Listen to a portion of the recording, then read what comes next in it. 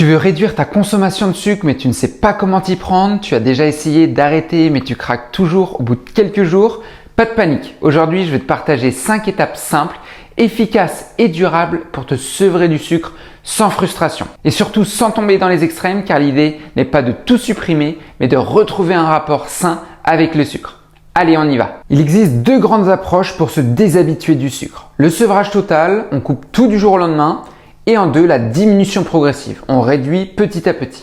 Dans cette vidéo, je vais plutôt t'orienter vers la deuxième méthode qui est plus douce, plus durable et plus facile à intégrer dans ta vie quotidienne. Le sucre agit un peu comme une drogue dans ton corps. Il stimule la dopamine, c'est le plaisir immédiat, il provoque un pic de glycémie, puis une chute brutale.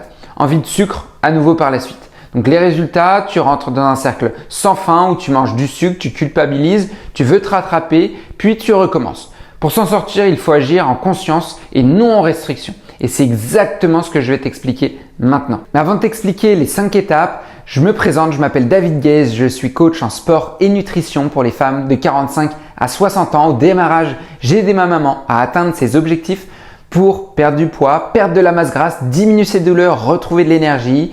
Et ensuite, j'ai aidé des centaines de femmes à faire de même. Et toi aussi, tu peux réussir en mettant tout ce que je t'explique ici dans ma chaîne YouTube. N'hésite pas aussi à prendre un rendez-vous ensemble. J'ai une méthode. Si je vois que je peux t'aider, on pourra en discuter et voir comment tu peux commencer. Donc pour commencer, tu as juste à cliquer sur le lien juste en dessous. Bilan de forme, tu le réserves, ça n'engage à rien, c'est complètement gratuit.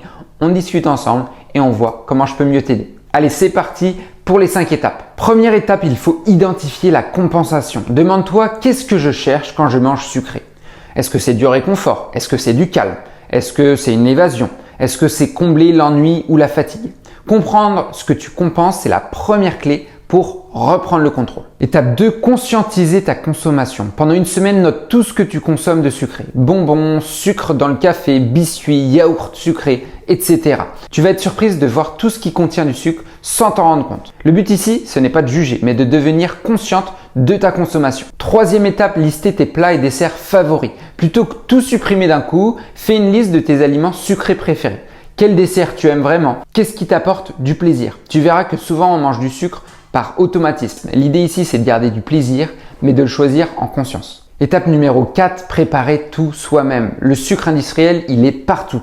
Mais quand tu cuisines toi-même, tu contrôles ce que tu mets dans ton assiette. Donc prépare tout maison et même les desserts, tu vas pouvoir contrôler le sucre qui est mis à l'intérieur, donc ça va être bien plus facile. Et n'hésite pas à remplacer par une alternative un peu plus naturelle comme le miel, le sirop d'érable qui va venir aussi moins augmenter le taux de glycémie.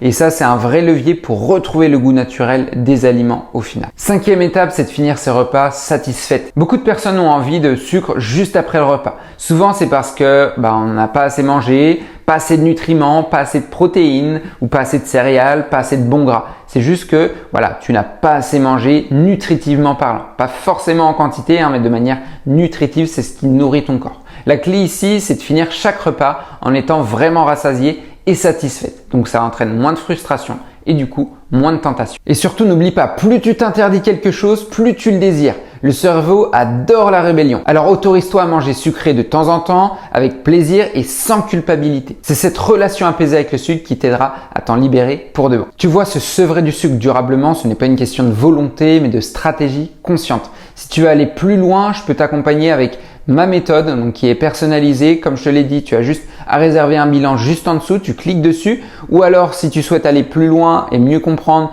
pourquoi tu as pris du poids, pourquoi tu as réussi à le reperdre, tu peux télécharger mon guide gratuit qui est juste en dessous. Tu le télécharges et tu mets les premières actions en place. Surtout, n'oublie pas de t'abonner pour recevoir toutes mes prochaines vidéos. Mets un petit j'aime si tu as aimé ma vidéo et je te souhaite une très bonne journée et je te dis à la semaine prochaine.